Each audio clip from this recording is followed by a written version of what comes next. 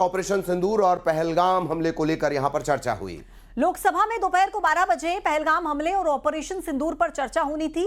हालांकि चर्चा समय पर शुरू नहीं हो पाई। विपक्ष के हंगामे के चलते चर्चा दोपहर 2 बजे से शुरू हुई।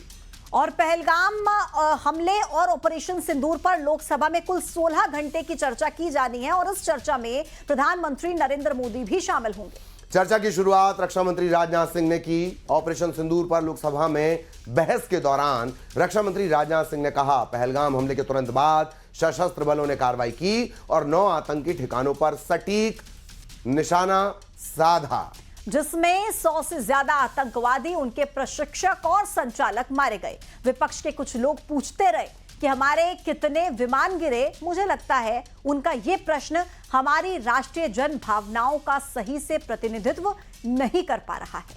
उन्होंने एक बार भी हमसे यह नहीं पूछा कि हमारी सेनाओं ने दुश्मन के कितने विमान मार गिराए। यदि उन्हें प्रश्न पूछना ही है तो उनका प्रश्न यह होना चाहिए कि क्या भारत ने आतंकी ठिकानों को तबाह किया।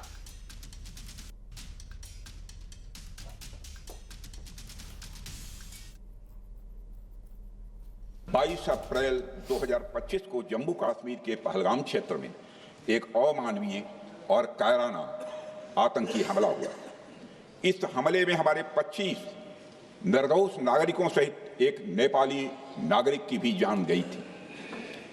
उन निर्दोष लोगों की जान उनका धर्म पूछ कर लिया गया। यह अपने आप में अमानवीयता का सबसे कुत्सित और सबसे घृणित उदाहरण था। महोदय, हमारी सेनाओं द्वारा की गई वेल कोऑर्डिनेटेड स्ट्राइक्स ने 9 टेररिस्ट इंफ्रास्ट्रक्चर टारगेट्स को प्रिसीजन के साथ, सटीकता के साथ हिट किया। और इस सैन्य कार्रवाई में एक अनुमान के अनुसार 100 से अधिक आतंकवादी, मैं बहुत संभल कर बोल रहा हूं अध्यक्ष महोदय, हमारी फिगर गलत ना होने पाए, फिगर इससे बहुत अधिक है। 100 से अधिक आतंकवादी, उनके ट्रेनर, उनके प्रशिक्षक, उनके हैंडलर, लश्कर-ए-तोयबा और हिजबुल मुजाहिदीन जैसे आतंकवादी संगठनों से संबंधित थे। यह पेशकश इस कैबिनेट के साथ स्वीकार की गई हम लोगों के द्वारा कि यह ऑपरेशन केवल पाज किया गया है, स्थगित किया गया है। यह ऑपरेशन समाप्त नहीं हुआ है अध्यक्ष महोदय। अगर पाकिस्तान की ओर से भविष्य में कोई भी मिस एडवेंचर हुआ तो यह ऑपरेशन, अध्यक्ष महोदय, मैं सदन को आश्वस्त करना चाहता हूं, दोबारा प्रारंभ हो।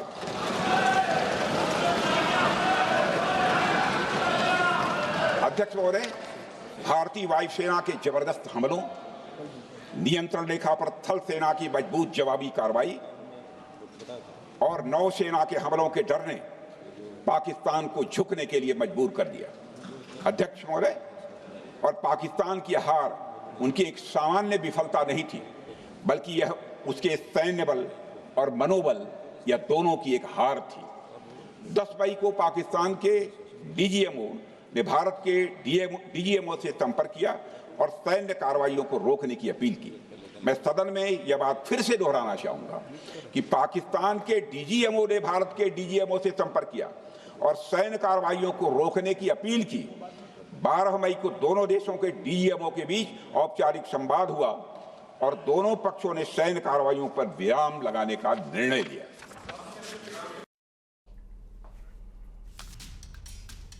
तो ऑपरेशन सिंदूर पर रक्षा मंत्री राजनाथ सिंह ने जानकारी दी, लेकिन कांग्रेस के सांसद गौरव गोगोई ने सवाल उठाए। कांग्रेस ने सवाल पूछा कि आखिरी आतंकी कहां से आए, यह सरकार ने अब तक नहीं बताया है और सरकार को इस पर भी जानकारी देनी चाहिए, ये गौरव गोगोई ने कहा है।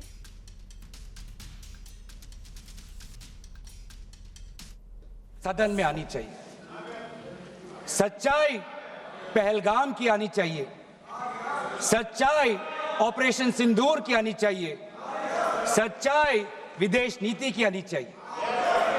और यही आज हमने सूचना का जो युद्ध की जो बात हम कर रहे हैं, वो आज हमने आदरणीय राजनाथ सिंह के भाषण में सुना।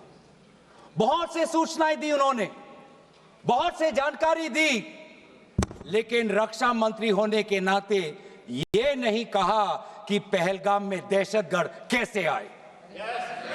ये नहीं कहा कि बेसारन में जहां पर 1000 लोग जाते हैं, खुशियां मनाते हैं, कैसे 5 दहशतगर्द वहां पर जाकर 26 लोगों की गोलियों से छलनी करते हैं।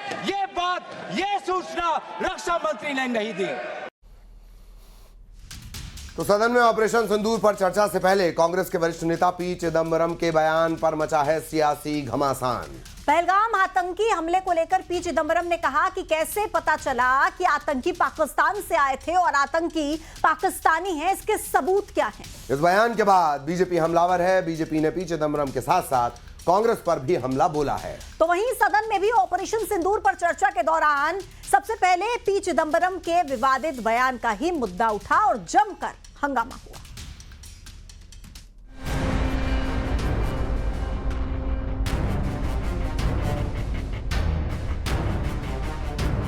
देश के पूर्व गृह मंत्री और कांग्रेस के वरिष्ठ नेता पी चिदंबरम ने पहलगाम हमले पर ऐसा बयान दिया कि अब उस बयान पर सियासी ज्वार भाटा आ गया। उन्होंने कहा कि अभी तक ये स्पष्ट नहीं है कि आतंकी पाकिस्तान से आए थे। The second one is they are unwilling to disclose what the NIA has done all these weeks. Have they identified the terrorists, where they came from? I mean, for all we know, they could be homegrown terrorists. Why do you assume that they came from Pakistan? There's no evidence of that. Chidambaram के इस बयान ने बवाल खड़ा कर दिया है। Social media पर उन्हें ट्रोल किया जा रहा है। बीजेपी आईटी सेल के प्रमुख अमित मालवीय ने सोशल मीडिया पर चिदंबरम को घेर लिया। जब भी हमारी सेनाएं पाकिस्तानी आतंकवाद का सामना करती हैं, तो कांग्रेस भारत के विपक्ष से ज्यादा इस्लामाबाद के बचाव पक्ष के वकील ज्यादा दिखते हैं। वो हमेशा दुश्मन की रक्षा की कोशिश करते हैं। दरअसल कांग्रेस के कद्दावर नेता पी चिदंबरम ने एक इंटरव्यू में पहलगाम आतंकी हमले को लेकर एक सवाल किया। उन्होंने कहा कि अब तक इस बात का कोई सबूत नहीं है कि हमला करने वाले आतंकी पाकिस्तान से ही आए थे। यही वजह है कि बीजेपी ने चिदंबरम के बयान को पाकिस्तान परस्ती बताया। आखिर पी चिदंबरम ये क्यों कह रहे हैं? सबूत मांग रहे हैं कि पाकिस्तान का हाथ कहां से था। पाकिस्तान जो भाषा बोल रहा है वही भाषा चिदंबरम और कांग्रेस बोल रही है। चर्चा क्यों नहीं होनी चाहिए? चेहरे से नकाब क्यों नहीं हटना चाहिए? जब पहलगाम की धरती खून से लाल हो चुकी हो, तब कांग्रेस के वरिष्ठ नेता का ऐसा बयान आना, क्या ये सिर्फ शब्दों की चूक है या सोच की परछाई? सवाल सिर्फ पाकिस्तान पर नहीं, उस राजनीतिक संस्कृति पर है जो हमलों की निंदा से पहले प्रमाण मांगती है और दुश्मन को संदेह का लाभ देती है।